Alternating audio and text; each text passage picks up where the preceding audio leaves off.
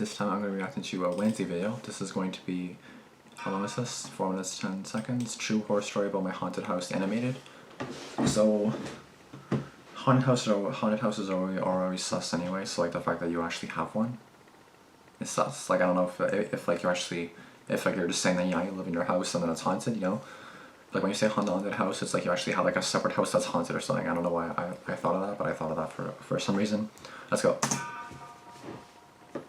Let's see what happens here. Like paranormal maybe? I don't know. This happened when I was around 7 years old. My parents have been divorced since I was 4, and I stayed with my mom. 3 years later, when my mom got married again, we moved out of our small apartment and rented a bigger one. It was pretty nice. It had a huge living room that was connected to a kitchen with no doors, so I could see the inside of the kitchen while I was sitting in the living room. As we were about to spend our first night in the new apartment, I decided to stay in the living room alone and watch some TV before going to bed. 1 or 2 hours later, I finally got tired and began dozing off. However, as soon as I began to fall asleep, I started hearing noises coming from the kitchen. It sounded as if the cabinets were opening, the plates were being moved around, and knives were being sharpened. And no one's there? At first, I thought that my mom was in the kitchen, but when I opened my eyes and turned around, there was no one there. I even got up and went to the kitchen, and as I turned on the lights, everything was in its place. So I tried going back to sleep. But after all that, I kept waking up due to several nightmares. Sometimes I would even beg my stepdad to stay with me until I fell asleep, but he didn't hear any noises coming from the kitchen and didn't take me too seriously. Well, this went on until we started smelling something weird inside the living room. It wasn't as bad at first, but as the days went by, the stench got worse. It smelled as if something was rotting. We turned the whole house upside down trying to find the source of it, until we realized it was coming from the wall. We figured that a rat or something died inside the wall, so we hired someone to get that thing out of there. But what the guy told us was shocking. There was no space in the wall. It was all brick. Furthermore, the only thing that was behind the wall was the outside. At that moment, my parents remembered the noises I heard and the nightmares.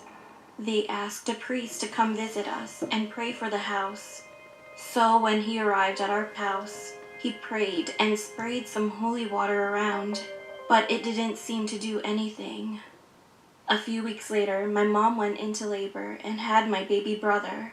Oh, wow, He awesome. would cry so much in his sleep that his face would often turn blue and red. Whoa. Crying at night is usually common behavior for babies, but this was more extreme. My parents were both sleep deprived, and the living room still reeked of something rotten, like a dead body. So I had to sleep in my stepdad's office room. We couldn't stand being there anymore, so the next day we asked a psychic for help. When she came into our house, she walked around with one of those aroma sticks. The smoke was grayish-white as she walked from room to room, but as soon as she entered the living room, it turned black. She then started reading some prayers and spells and told us that someone was killed in this apartment. She also said that the ghosts were feeling uncomfortable with our presence, and they especially didn't like kids. Then she pointed at me and my baby brother. After she left our home, we were all terrified. So my parents called the person who we rented the apartment from and confronted him about what we just learned. To our surprise, he confessed that it was true and apologized for giving us that haunted apartment for a very cheap price. After that, we moved out and the paranormal activity was not experienced again. However, this memory gives me chills up to this day. I would assume so. I'm glad you're okay and stuff, and I'm glad like everyone like moved out like unharmed and everything. But yeah, like if I like ever started to see anything move or anything like do something by itself like that was unexplainable, I'll probably just go nuts. I'd probably just go nuts. I would not know what to do with myself. I'd just probably go nuts and I wouldn't know what to do. I'd probably start yelling or screaming. I'd like, stop it, I don't know what's going on. Like, I don't think it's a prank or something by someone. I don't know. I would just not be able to like handle that well at all. So like, no, I'm not for that. But I don't know what to really say to that. It's just kind of scary. Yeah.